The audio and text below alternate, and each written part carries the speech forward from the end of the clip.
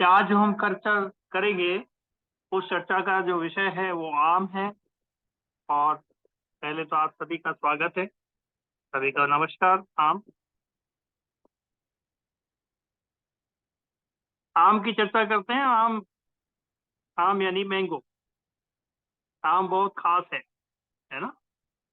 तो इसी की हम चर्चा करते हैं कि पका हुआ आम क्या काम करेगा, और पेड़ की छाल और इसकी गुठली, इनके सबके अपने अपने प्रयोग हैं। तो ये हमारे शरीर पर, इसका दोषों पर इसका असर क्या पड़ेगा, विभिन्न बीमारियों में इसका प्रयोग कैसे कर सकते हैं, सेवन विधि क्या होनी चाहिए, संपूर्ण जानकारी की आज रूपरेखा रखने का प्रयास करेंगे। राइट। बस आज का विषय केवल यही है, आम खास है। राइट। तो हम चर्चा शुरू करते हैं। आम खास है।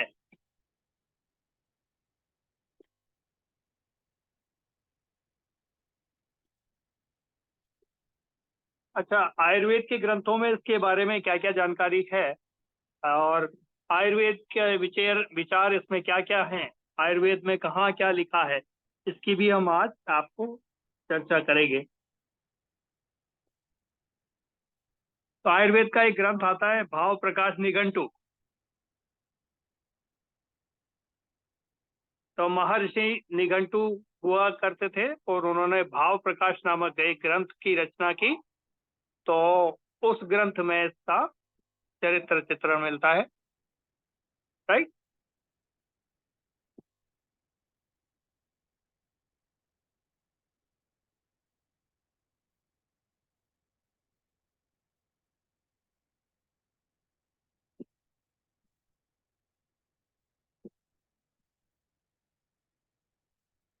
तो महर्षि भाव प्रकाश निघंटु में क्या लिखते हैं, पके हुए आम के बारे में सबसे पहले, है ना, चर्चा करते हैं पका हुआ आम क्या क्या फायदे देगा। तो पक्व फल के बारे में उन्होंने जो चर्चा लिखी उस पर विचार करते हैं। तो वो क्या कहते हैं,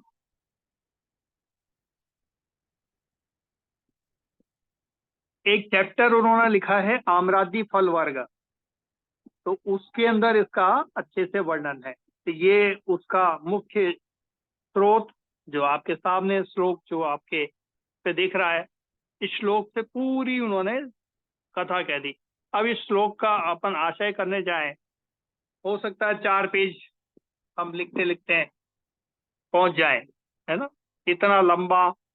अब आपको लग रहा होगा श्लोक तो इतना सा है, लेकिन इसका हिंदी में आशय करेंगे तो इतना लंबा चला जाएगा। राइट। तो क्योंकि ये बड़े जो आचार्य लोग होते थे ना, बड़ी शॉर्ट भाषा में बहुत बड़ी चीज लिख जाते थे। इसको समझने के लिए उतना दिमाग और उतना वो व्यवस्था भी चाहिए और भाषा शैली का भी जरूरी है। तो जो गुरुजनों से हमें प्रसाद मिला, बस उसी को हम सबके साथ में बांट के काम में लेंगे।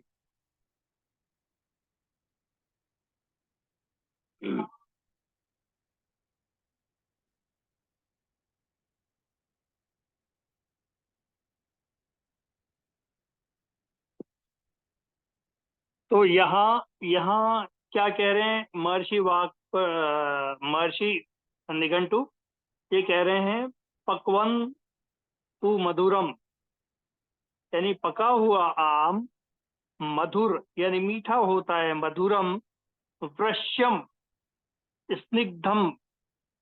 वृश्यम, वृश्यम का मतलब ये शुक्र धातु को बढ़ाने वाला होता है।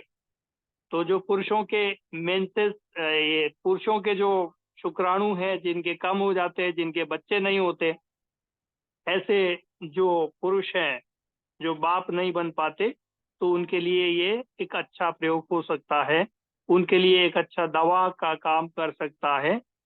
तो ऐसा कहा गया है। और क्या क्या शुक्र धातु से क्या क्या देखा जा सकता है, तो उसकी चर्चा करते हुए हमें पता लगता है कि वृश्यम यानी बॉडी को, जो हमारी बॉडी है इसको न्यूट्रिशन वैल्यू भी देगा। और क्या है, स्निग्धम, स्निग्धम का मतलब ये लुब्रिकेशन भी शरीर को देगा, यानी जोड़ हैं आपके, जोड़ों में दर्द होता है, जोड़ों का तकलीफ है, तो उसमें भी आपको ये लाभ देगा, लुब्रिकेशन का काम करेगा। स्निग्धम चिकना है ना, तो लुब्रिकेशन देगा बॉडी में। जहां जहां हमारे, कई बार कईयों को लगता है कि हमारे जोड़ों के कट कट की आवाज आती है, हड्डियां आपस में घिस रही हैं, और टकराव के साथ में हड्डियों में दर्द शुरू होता है, तो ऐसी परिस्थिति में ये लाभकारी परिणाम देगा। वृश्यम, वृश्यम वृश्यम का मतलब बहुत गहरा है, यानी कि न्यूट्रिशन वैल्यू तो देगा, साथ साथ में वृश्यम यानी शुक्र धातु को भी नरिशमेंट करेगा। और शुक्र धातु का आशय व्यक्ति की प्रसन्नता से है, महिलाओं के मेंसेस पीरियड से है, पुरुषों का वीर्य के अंदर जो शुक्राणुओं की संख्या है वो कम है, तो वो भी ये बढ़ा देगा। जो महिलाओं को मेंसेस पीरियड के दौरान की जो तकलीफें होती हैं उनमें भी ये लाभकारी परिणाम देगा। खास तौर से पीसीओडी जैसी चीजें होती है उसमें भी ये लाभ करेगा, उसको बढ़ाएगा नहीं, उस रोग को कम करेगा। और भी कई रोग हैं, खास करके जिनमें बॉडी में ड्राइनेस होने की ज्यादा संभावना होती, जिनके कारण ये रोग होते हैं, वो सब में लाभकारी परिणाम देगा। तो ये वृश्यम का मतलब इतना लंबा हो सकता है, और भी बड़ा करके हम इसको बता सकते हैं, लेकिन जिन्होंने आयुर्वेद पढ़ा है वो वृश्यम का आशय समझते हैं, राइट। तो हमारी आयुर्वेद क्लास जो रेगुलर चलती है, उन्होंने बेसिक आयुर्वेद सीखा होगा, तो इसका मतलब ज्यादा उन लोगों को पता है जिन लोगों ने ज्वाइन किया हुआ है। लेकिन जो नए हैं उनको भी हमने ये बता दिया है कि इसके अंदर ये लाभकारी परिणाम देगा। और क्या, स्निग्धम यानी चिकना लुब्रिकेशन देगा। बल सुख प्रदम, तो बल सुख प्रदम यानी बलकारी है, शरीर में शक्ति देता है। क्योंकि जैसा कि हम देखते हैं गर्मी के दिनों में भगवान ने, ईश्वर ने, इस सृष्टि के संचालक ने, क्योंकि गर्मी में शरीर की शक्ति का ह्रास हो जाता है, सृष्टि में जितने भी पशु पक्षी या जितने भी जीव जंतु हैं उनका उनका बल का इस मौसम में सबका ह्रास हो जाता है। तो उनको सबको बल बढ़ाने के लिए प्रकृति ने, सृष्टि ने हम सबको क्या दिया, आम, आम भी खास बना के भेजा, राइट। तो बल यानी शक्तिवर्धक है, यानी शरीर को जो कुछ भी इस शरीर को चलाने के लिए चाहिए वो सब इसमें उपलब्ध है।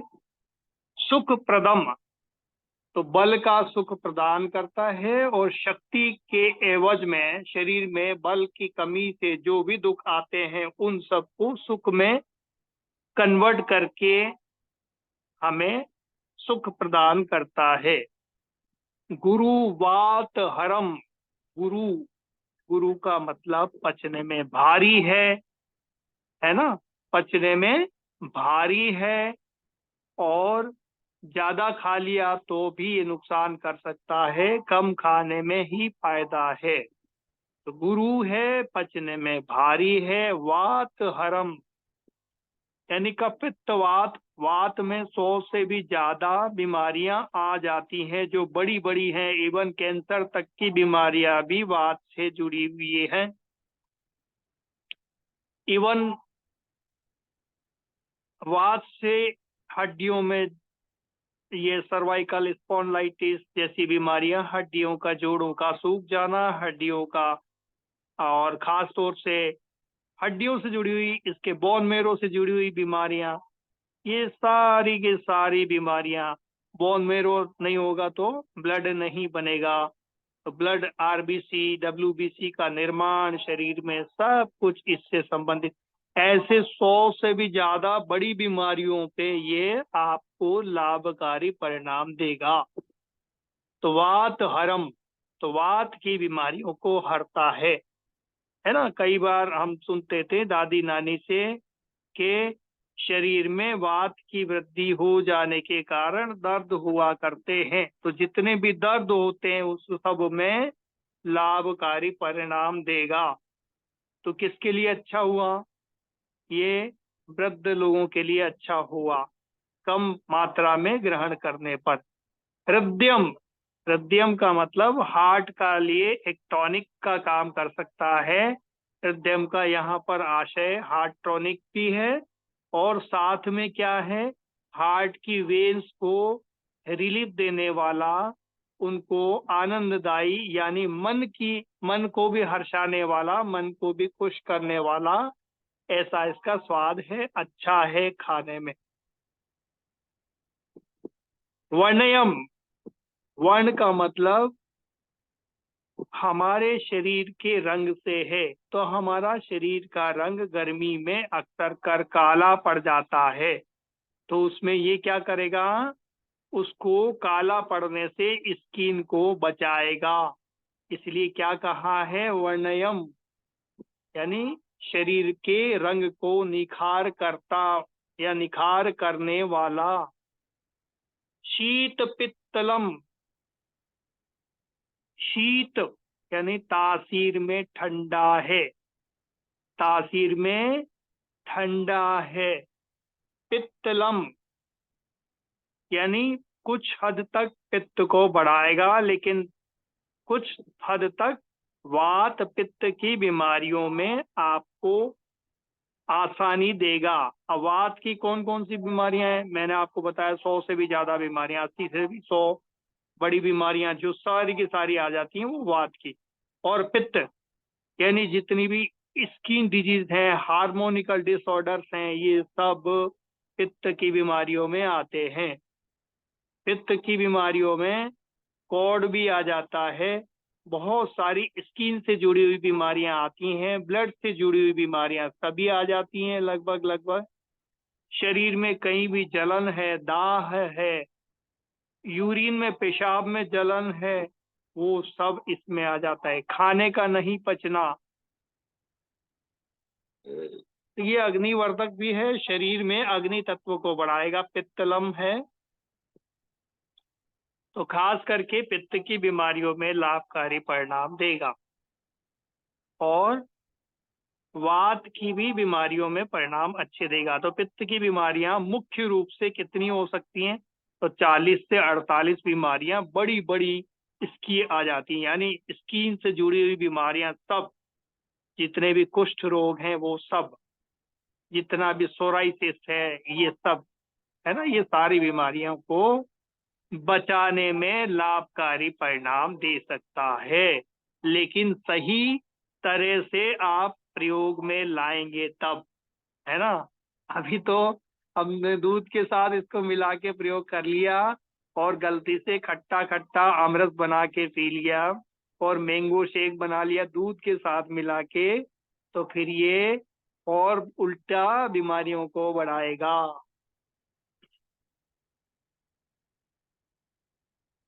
क्यों? क्योंकि आम थोड़ा खट्टा भी होता है।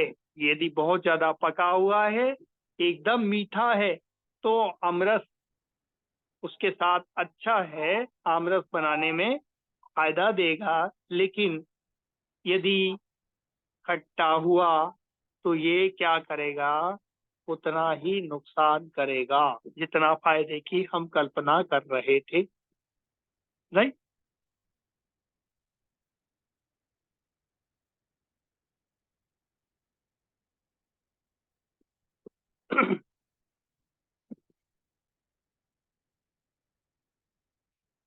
अब आगे क्या कह रहे हैं, शीत पित्तलम कषाय, कषायानुरसम, यानी अनुरस इसका क्या है, कषाय रस है।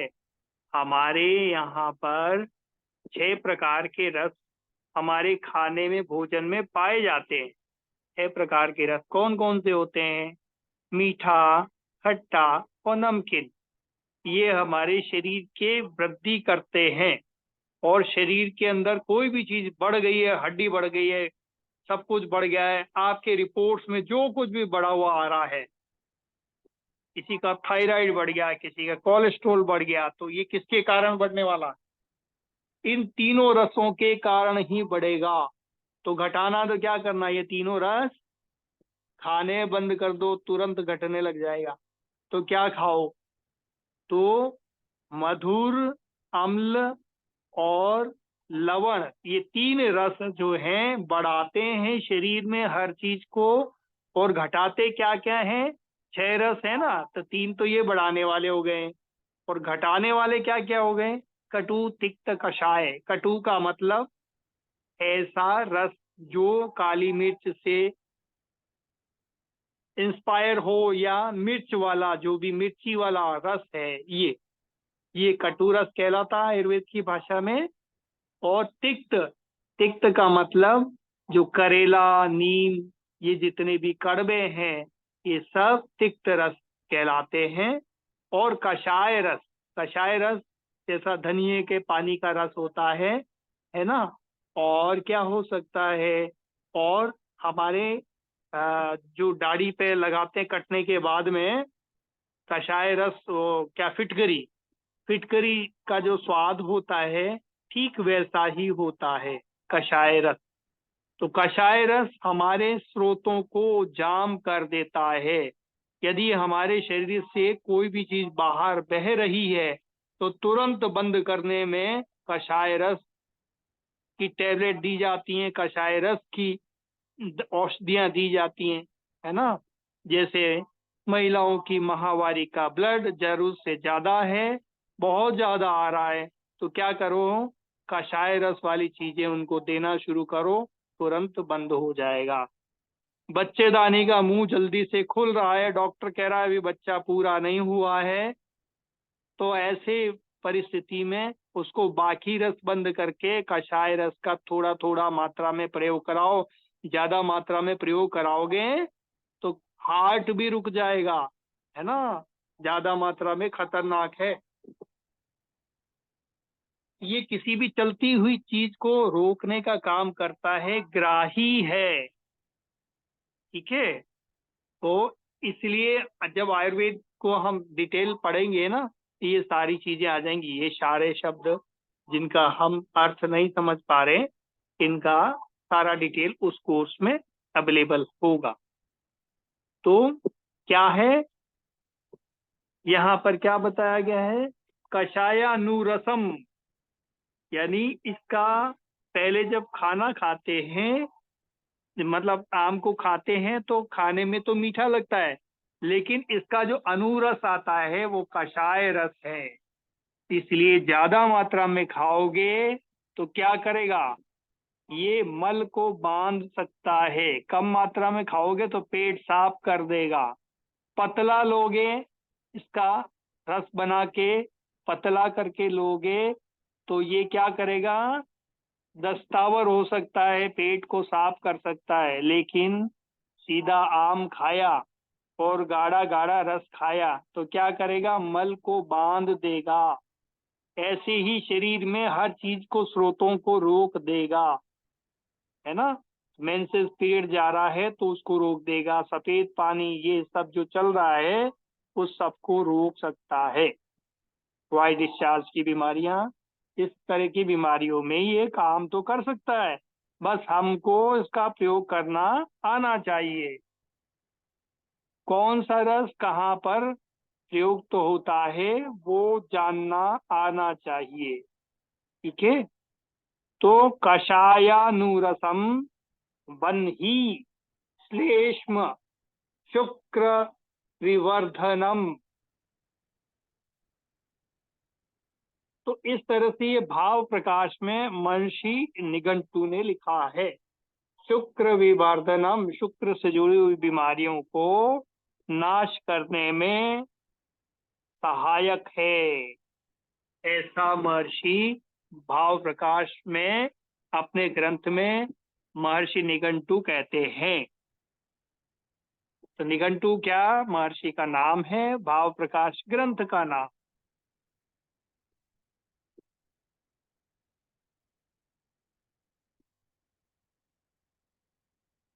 तो पका हुआ फल का रस इसका मधुर रस होता है यानी मीठा है, यानी शरीर को बढ़ाने वाला है।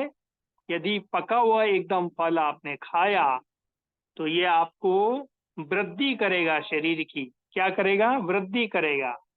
तो हर चीज को बढ़ाएगा, तो आपका वजन भी बढ़ा सकता है ज्यादा मात्रा में खाओगे तो। कम मात्रा में लोगे, इसको पतला रस करके बना के लोगे तो वजन को कम करने में मदद कर सकता है।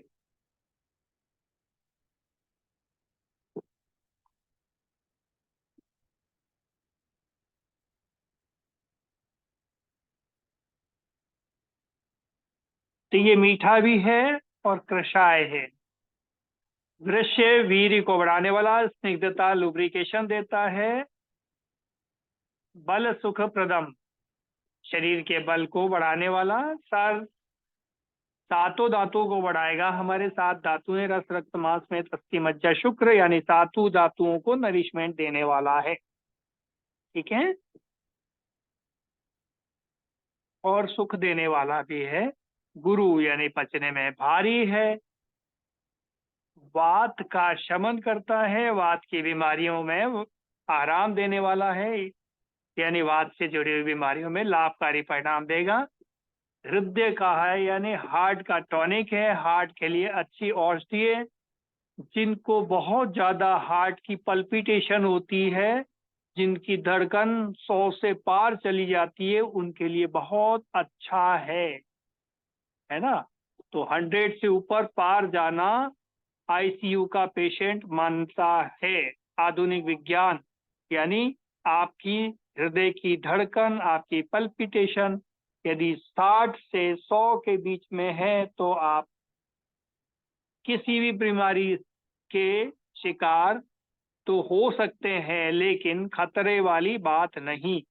लेकिन 100 से पार जाना आईसीयू के लिए पेशेंट तैयार करना, और 60 से नीचे जाना आईसीयू का पेशेंट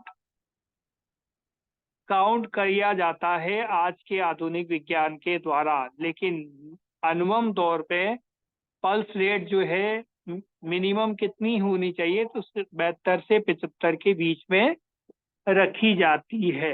राइट, तो जितनी कम उतनी ही हम बीमारी की तरफ जा रहे हैं, जितनी ज्यादा तो उतनी ही हम बीमारी की तरफ जा रहे हैं। राइट, तो एक स्वस्थ स्थिति में ये बताई गई है। बच्चे की पल्स रेट हमेशा बढ़ी रहती है, वो 100 भी हो सकती है, 150 भी हो सकती है ना। लेकिन एक वयस्क व्यक्ति की पल्स रेट कम होती है, ज्यादा नहीं होनी चाहिए। ये सारी चीजें इसको ये कंट्रोल करता है। राइट, तो वात पित्त नाशक है। वात पित्त की जो भी बीमारियां होती हैं वो उन सब के लिए फायदेमंद है। कॉम्प्लेक्शन, जो त्वचा का रंग, हमारा वर्ण यानी कॉम्प्लेक्शन को भी ये नियंत्रित करता है।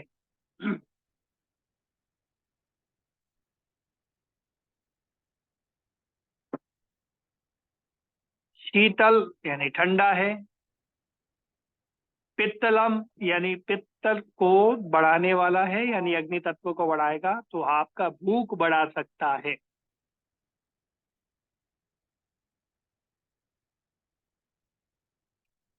ये पका हुआ फल जो होगा, प्योरली ज्यादा पका हुआ, अच्छा खासा ज्यादा पका हुआ आम हमेशा वात और पित्त दोनों को नाश करता है, दोनों ही बीमारियों में लाभकारी परिणाम देगा।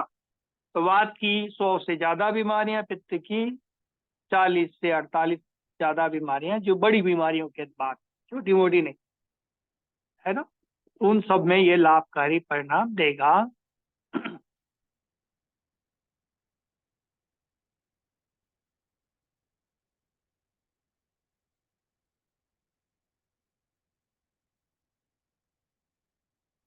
अब यहाँ लिखा है वन ही, यानी जठर अग्नि को बढ़ाने वाला।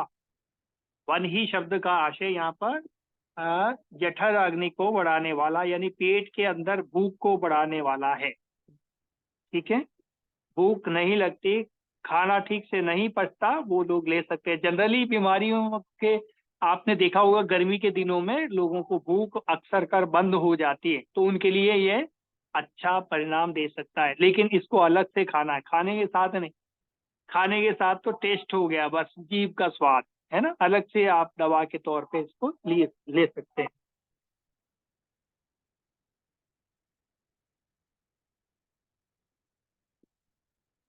तो ये कफ को बढ़ा सकता है, जिनका वेट ज्यादा है, जिनका ऑलरेडी कफ दोष शरीर में बढ़ा हुआ है, उसको ये नुकसान कर सकता है। जिनको मेद धातु ज्यादा है उनको थोड़ा संभाल के खाना चाहिए, संभल के खाना चाहिए, क्योंकि मेद का संबंध आंखों से है, ब्रेन से है, राइट। तो उसको ये बढ़ा सकता है। जिनका ब्रेन यानी कमजोर है उनके लिए अच्छा है, ऐसे बच्चों के लिए, बूढ़ों के लिए जिनकी मेमोरी लॉस हो रही है उनके लिए अच्छा है। शुक्रल है। तो जिनको बंधत्व की तकलीफ बोली जाती है, जिनको माँ बाप नहीं बन सकते, ऐसे जो जोड़े हैं वो इसको खाएं तो उनके लिए वीर्यवर्धक और शुक्रवर्धक माना गया है।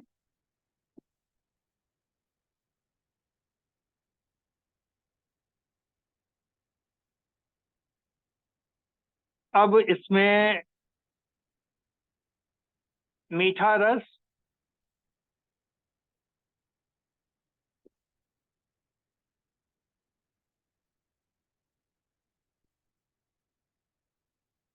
तो आयुर्वेद एक गुण चिकित्सा है। गुण चिकित्सा होते हुए ये माना जा सकता है कि जैसे गर्मी के दिनों में रूक्षता यानी ड्राइनेस आ जाती है बॉडी में, स्निग्धता गुणों को रखने वाला आम उस रूक्षता का विपरीत गुण रखता है, इसलिए उसके विपरीत गुण वाली चीज को गर्मी है, गर्मी में शीतल है, इसका तासीर ठंडा है, तो ये शीतलता देगा, प्लस शरीर में बॉडी में ड्राइनेस हो जाती है तो उसमें स्निग्धता देगा। तो ये ऐसी जितनी भी बीमारियां, स्किन फटने की जो बीमारियां आती हैं जनरली, उन सब में ये लाभकारी परिणाम दे सकता है।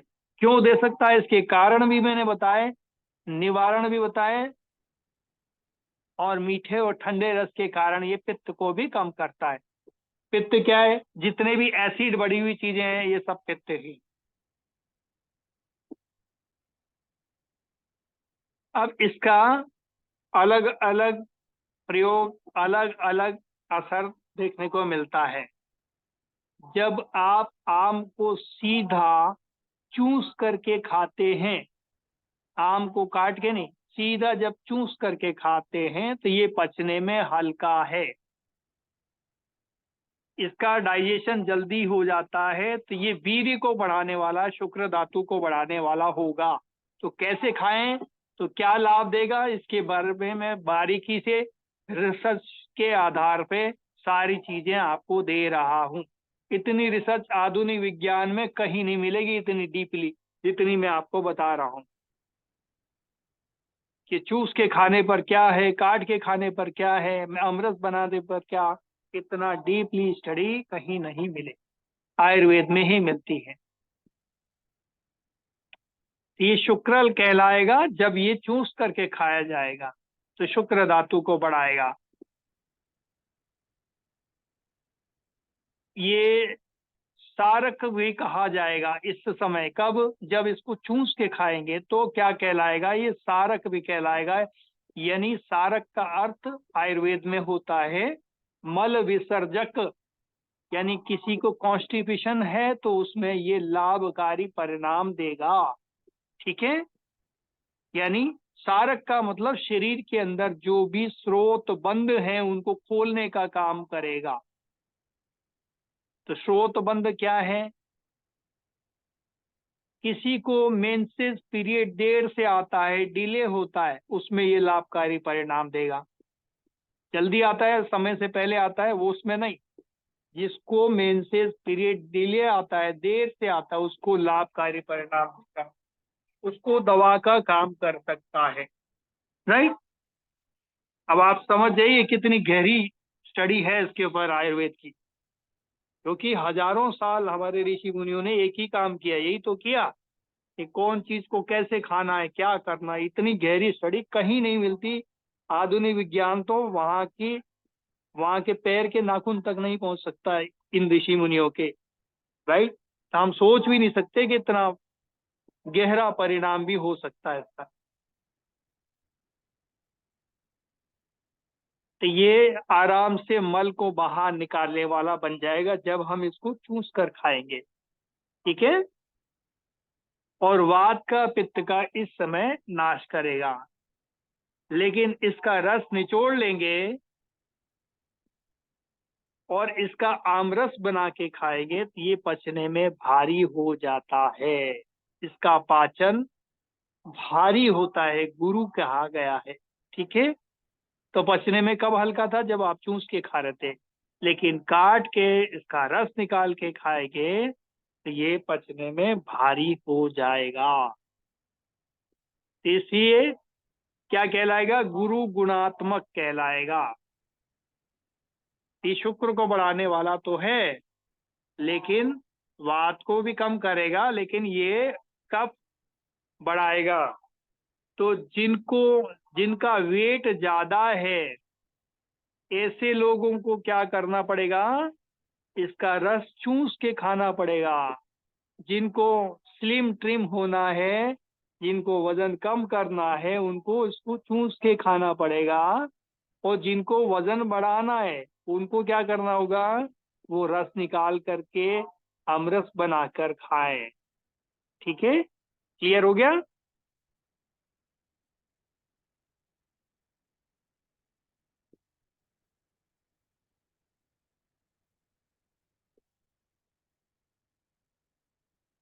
तो आयुर्वेद की दृष्टि में ये महर्षि निघंटू ने बताया कि इसको यदि चूस करके खाएंगे तो पचने में हल्का है, और काट करके खाएंगे तो ये पचने में भारी है। ठीक है।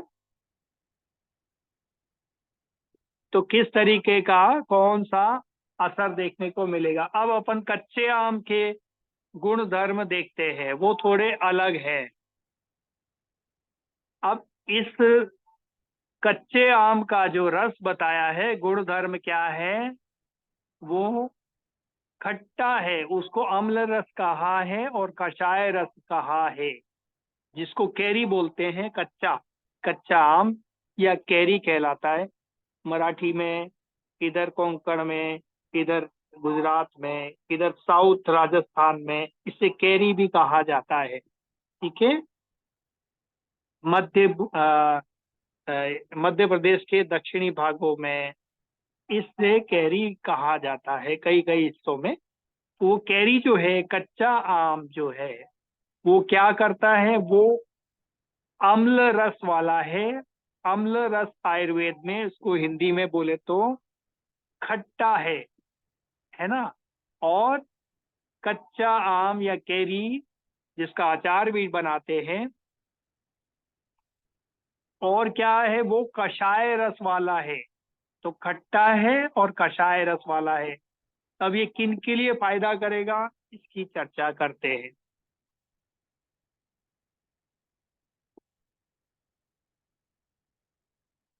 तो जिन लोगों को खाने में रुचि नहीं आती इस मौसम में, उसके लिए ये रुचिकर माना है।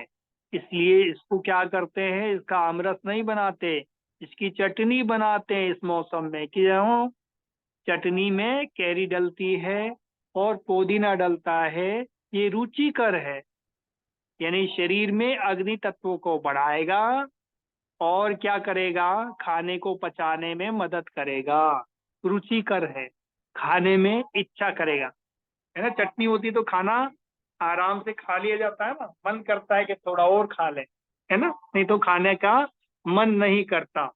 इसके लिए चटनी में इसका बेहतर प्रयोग हो सकता है, अचार में इसका बेहतर प्रयोग हो सकता है।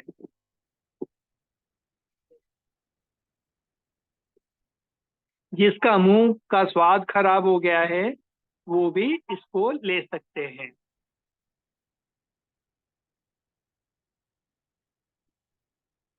लेकिन ध्यान रहे, इसको कम क्वांटिटी में लेना है, बहुत कम, रेयर नहीं तो क्या कर देगा ये, वात और पित्त को दोनों को बढ़ाता है और कभी कभी को दूषित कर देता है। ठीक है।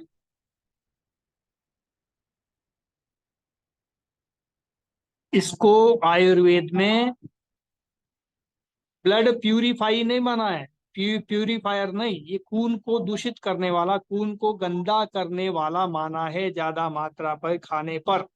इसलिए थोड़ा सा कम लेना है, यानी चटनी की तरह चाट कर खाने वाली चीज है। ज्यादा मात्रा में खाएंगे इसको तो क्या करेगा, खून से जुड़ी हुई बीमारियां बढ़ा देगा। ठीक है। तो ब्लड से रिलेशन, जिसको ब्लड की बीमारियां चल रही हैं, उन लोगों को इसका प्रयोग बहुत कम मात्रा में करना चाहिए।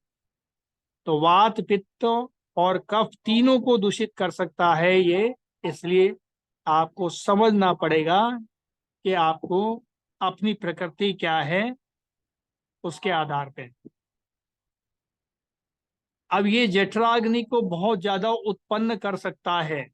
जठराग्नि हो सकता है आपके पेट के अंदर पित्त को बढ़ा देगा, एसिड को बढ़ा देगा। तो फिर क्या होगा, इससे विषम ज्वर आयुर्वेद में कहा गया है। यानी इस मौसम के वायरल इन्फेक्शन बॉडी में हो सकते हैं। विषम ज्वर यानी एक दिन छोड़ के एक दिन वाली बीमारियां, बुखार, बुखार वाली परिस्थिति पैदा कर सकता है। यह मल को रोकने वाला या स्रोतों को जाम करने वाला हो सकता है। इसलिए ऐसी महिलाओं को जिनका ब्लड ज्यादा मानसिक पीरियड में जाता है, उनके लिए तो कुछ हद तक अच्छा हो सकता है दवा के लिए। लेकिन ऐसी महिलाएं जिनको माहवारी देर से आती है, टाइम डिले होता है, उनको इससे दूर रहना चाहिए। ठीक है।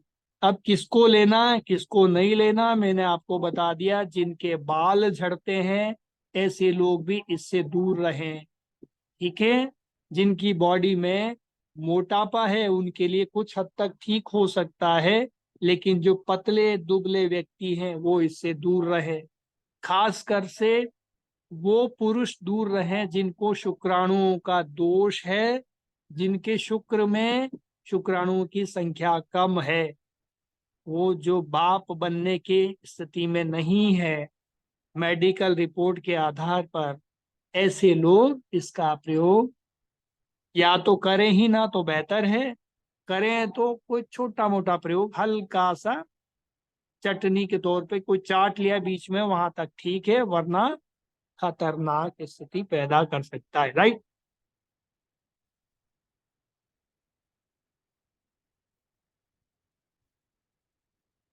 ये मल को यानी स्टूल को होने से रोकता है, यानी जिसको कॉन्स्टिपेशन की प्रॉब्लम है वो भी इससे दूर रहे, क्योंकि कब्ज को बढ़ा देगा।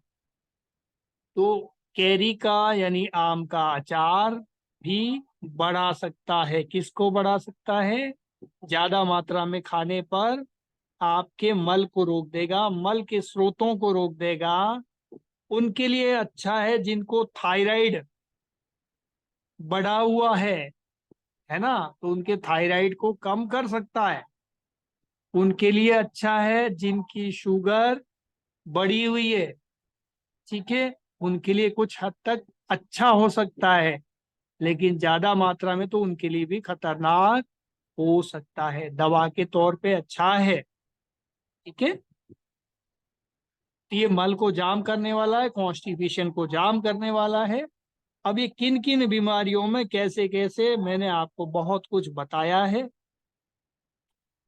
इसके अलावा आंखों के लिए भी अच्छा नहीं है, आंखों की रोशनी के लिए अच्छा नहीं है।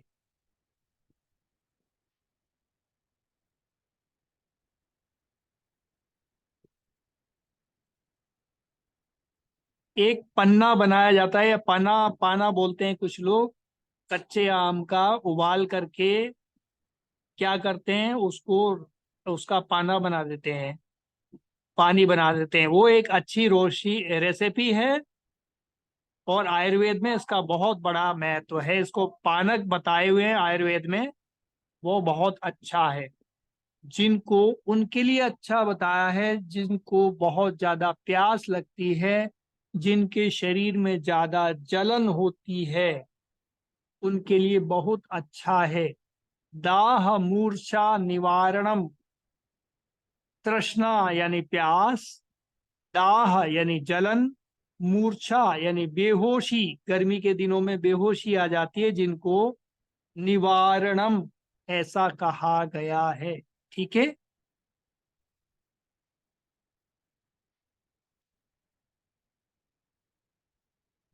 जिनको बहुत ज्यादा थकान हो जाती है गर्मी के दिनों में, आप बाहर से चल कर आते हैं, जिनको लू लगने की शिकायत होती है, उनके लिए भी लाभकारी परिणाम देगा।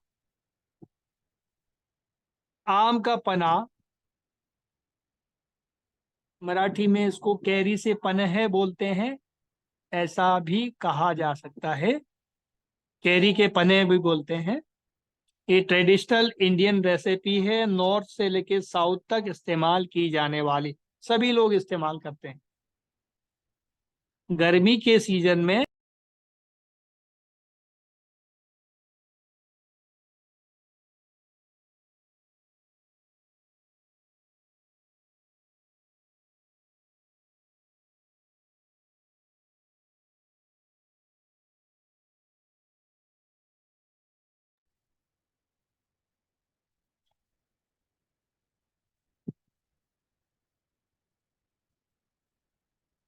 सॉरी, एक कॉल आ गया था बीच में, इसलिए।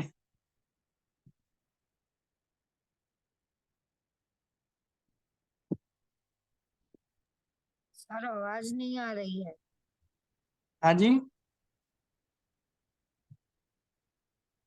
सर आवाज नहीं आ रही है। अभी आवाज आ रही है? हेलो, क्या मेरी आवाज सुन पा रहे हैं आप लोग? हेलो। हाँ सुन रहे हैं। हाँ आ रही है आवाज। अच्छा, okay, thank you thank you. वो कह रही थी आवाज नहीं आ रही है, तो हमने कहा पूछ लें एक बार।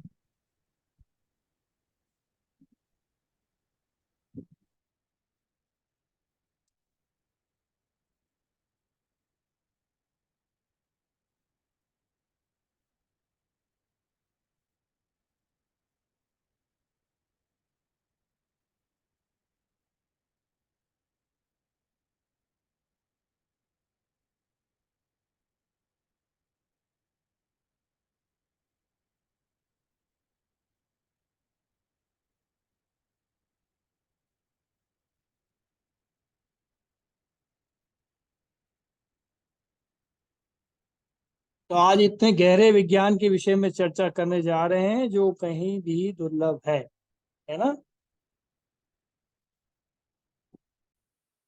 इससे मैं इसको शुरू करता हूँ।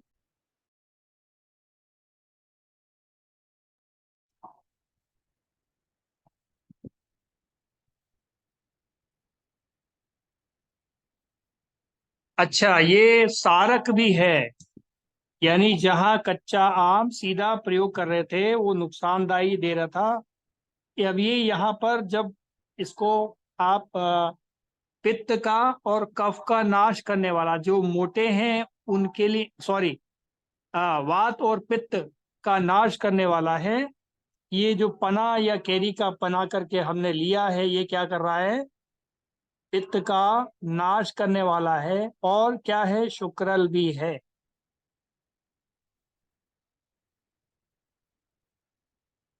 सॉरी, एक मिनट।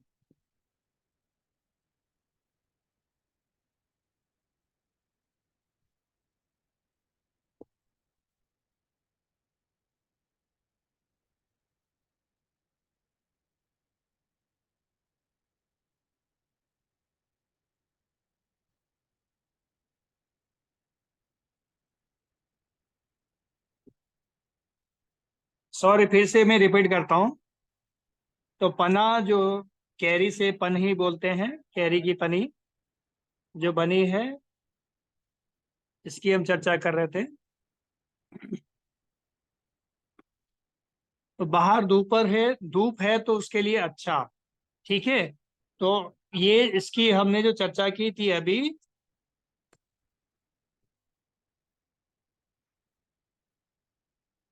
ये जब इसको इस तरह से लेंगे तो ये लू से बचाने वाला है, गर्मी से सुरक्षा देने वाला है। अब हम चर्चा करते हैं अमचूर जिसको बोलते हैं। अमचूर क्या है ना, अमचूर में क्या लाभकारी परिणाम होंगे। जो आ, आम होता है,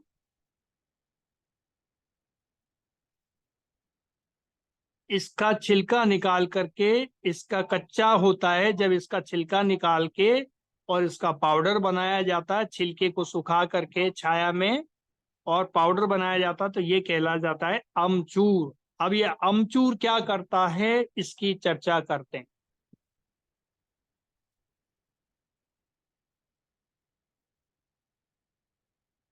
ये खट्टा है और कसेला है, मुंह का स्वाद यानी जायका बनाने वाला है। आयुर्वेद को आयुर्वेद की दृष्टि में इसको कफ और वात को कम करने वाला कहा है, यानी पित्त को बढ़ाएगा और कफ को और वात को कम करेगा। तो पित्त बढ़ाएगा तो इसका मतलब शरीर में अग्नि तत्व बढ़ रहा है, अग्नि तत्व बढ़ रहा है तो क्या भूख बढ़ सकती है अपनी, बिल्कुल सही।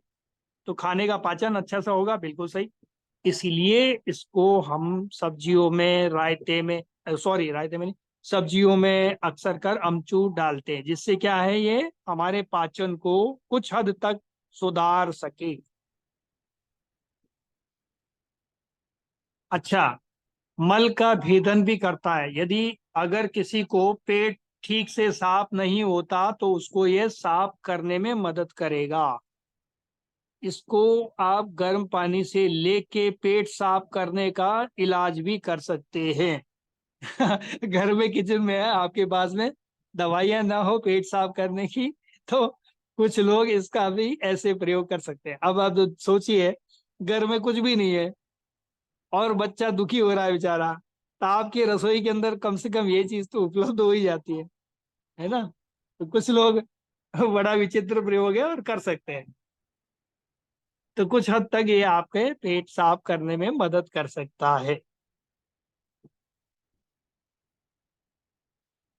अब आते हैं आम की पल की गुठली। बीज मज्जा कहलाता आयुर्वेद की भाषा में।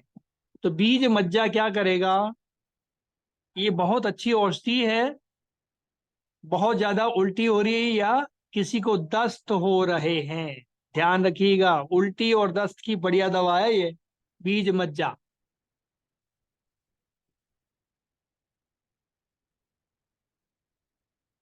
और क्या कर सकता है, ये महिलाओं के गर्भाशय की सूजन को कम कर सकता है। उसमें इन्फेक्शन है, उसमें सूजन हो रही है तो उसको कम कर सकता है। और क्या करेगा, जिसको सफेद पानी, वाइट डिस्चार्ज की प्रॉब्लम, उसके लिए अच्छा है। 1 से 1.5 ग्राम की मात्रा में डोज ले सकते हैं, इससे ज्यादा नहीं। ध्यान रखिएगा, 1-1.5 ग्राम। 1-1.5 ग्राम का मतलब कितना हुआ, चौथाई चम्मच से भी कम। ठीक है,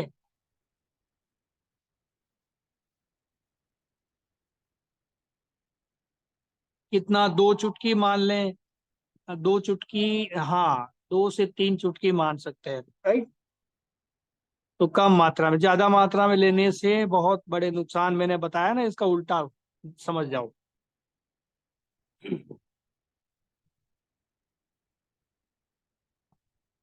ये क्रमिक में भी बताया है, यानी पेट के कीड़ों को मारने वाला, छोटे बच्चों के पेट में कीड़े, बड़े बच्चों के, बड़ों के पेट में कीड़े, उसको भी खाली पेट यदि दे दिया तो पेट के कीड़ों को मारने की दवा लेनी नहीं पड़ेगी, वर्म्स को निकालने में मदद करता है।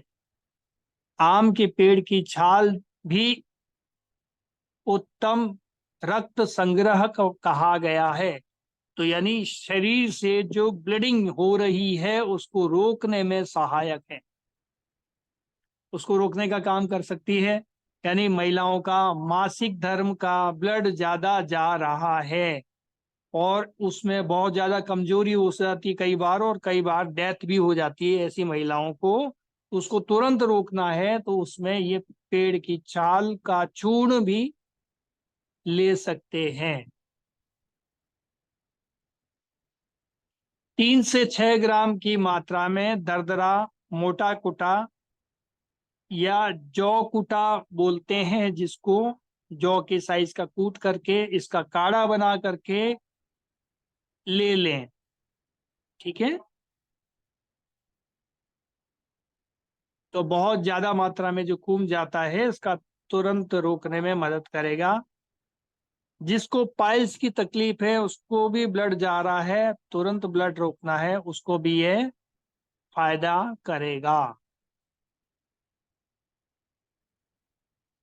तो इस तरह से मैंने आपको बहुत कुछ चीजें इसके बारे में बताई।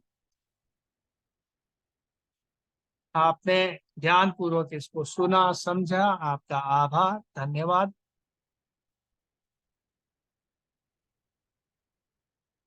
तो आज के लिए आम के विषय में इतना ही। सभी को प्रणाम, नमस्कार। यदि